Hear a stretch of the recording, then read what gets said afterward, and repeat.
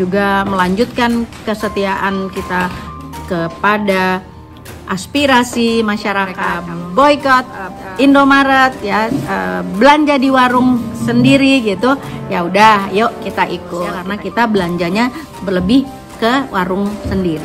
Makanya kadang kita ini akhir-akhir ini agak sedih. Ada yang pidatonya agak nggak enak didengarkan.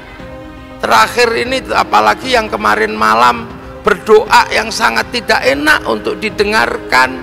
Seorang perempuan yang kita sebut ustazah berdoa dengan sangat menyakitkan hati bangsa Indonesia.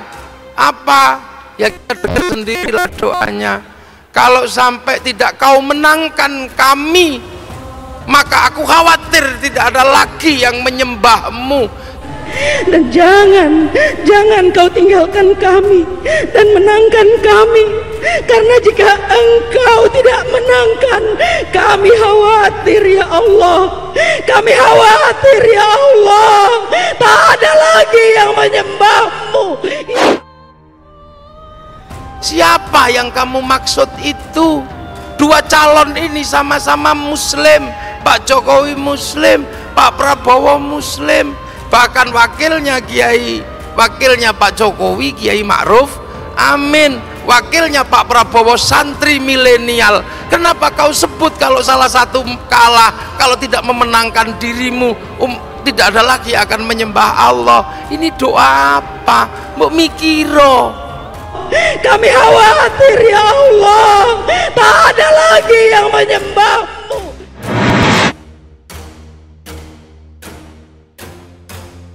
Jangan gitu.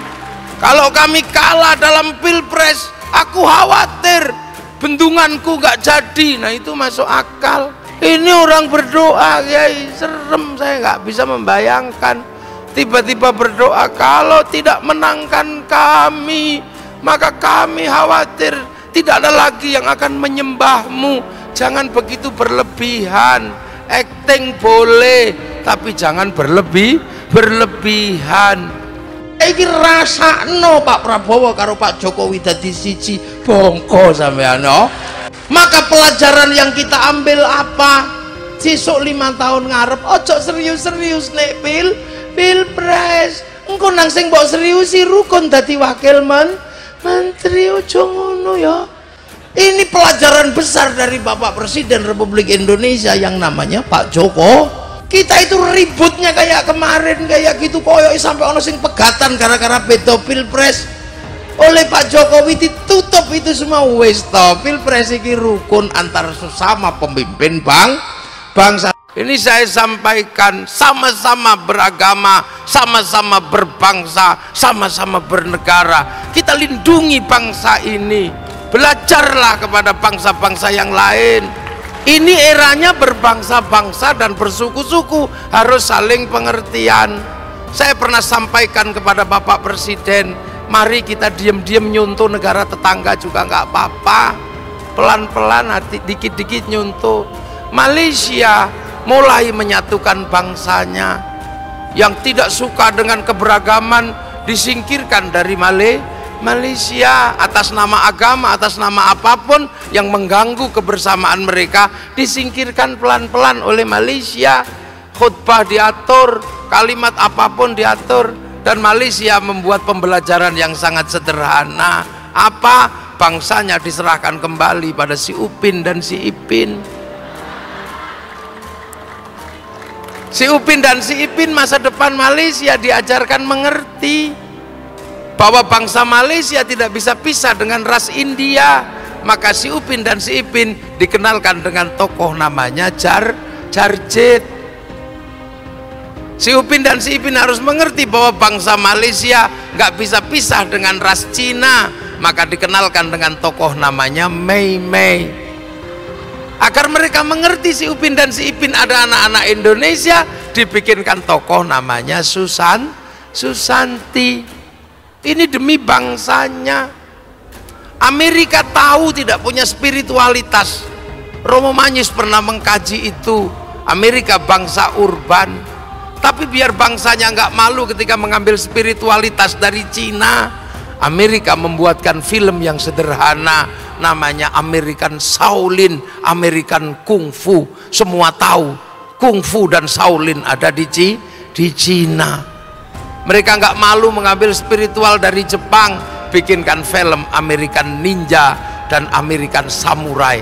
Bahkan film terakhir Samurai, tokohnya dari Amerika, namanya Tom Cruise, judul filmnya The Last Samurai. Amerika pernah gagal di Vietnam agar anak bangsanya tidak malu, bikinkan film Rambo 1 sampai 5. Kegagalan mereka dalam urusan Irak, bikinkan film Hot Shot. Kegagalan dalam urusan terorisme, bikinkan film 12 Strong.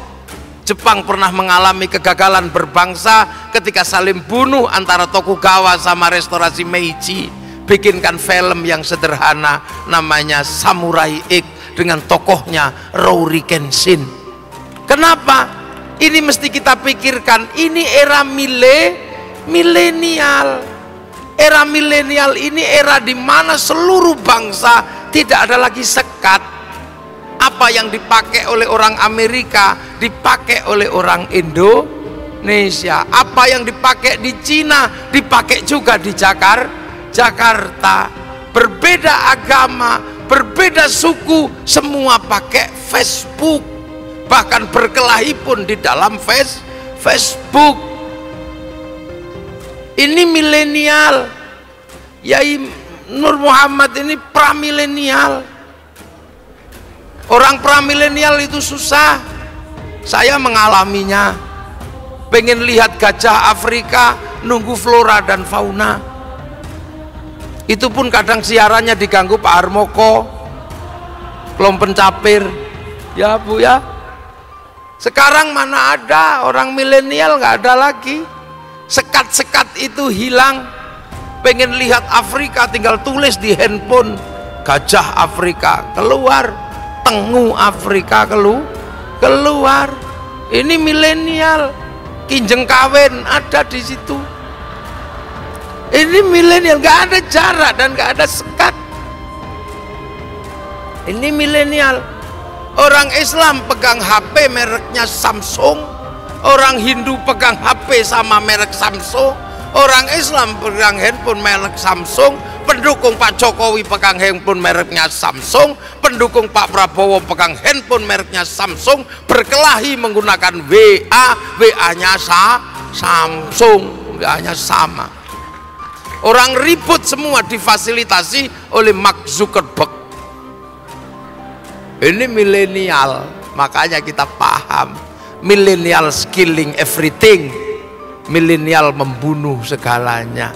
Jatuh cinta zaman saya susah karena mesti ngirim surat dengan kertas warnanya pink yang baunya harus wangi.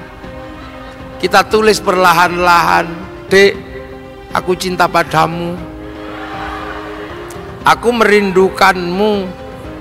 Aku tulis surat cintaku ini karena kita terpisah jarak dan waktu. Jarak yang berbeda membuat rinduku tidak bisa kutahan. Tapi aku yakin malam hari ini kita berada di bawah sinar rembulan yang sama. Kirim lewat ke pos. Apakah sekarang masih seperti itu? Sudah tidak ada seperti itu. Yang ada adalah apa? Kita tulis apa? Ketik di sini, langsung baca, kita cepret gitu, kirim langsung. Apa? Kita bawanya tulisi mah, udah selesai. Ini milenial. Makanya orang milenial ini nggak punya kesabaran sama sekali. Emosi gini. Nah inilah era milenial. Makanya kita ini semakin kesini akan dituntut untuk saling pengertian. Makanya dari awal Islam sudah mengajarkan siapa yang mampu paling mengerti dalam hal seperti ini, bahwa manusia berbeda-beda, maka kamu akan mendapatkan pangkat derajat apa? Derajat muttaqin. Inna akramakum indallahi atqakum. Makanya derajat orang yang bertakwa di belakang ayat tentang pengertian laki-laki dan perempuan, tentang pengertian bangsa. Kalau itu berhasil, inna akramakum indallahi atqakum. kamu akan menjadi bangsa yang akan menjadi kamu menjadi orang yang mendapat derajat takwa. Kalau kamu sudah jadi orang bertakwa, maka kamu akan mampu keluar dari persoalan apa saja. Apa sebabnya? Karena kita sudah menyelesaikan hal yang sederhana. Mayyattaqillaha yaj'al lahu makhraja wa yarzuqhu min haitsu la yahtasib. Nah, kalau sudah ada jalan keluar antar kehidupan berbeda-beda bangsa dan suka ada jalan keluarnya karena kita bertakwa, maka kemudian akan ada pengertian baru.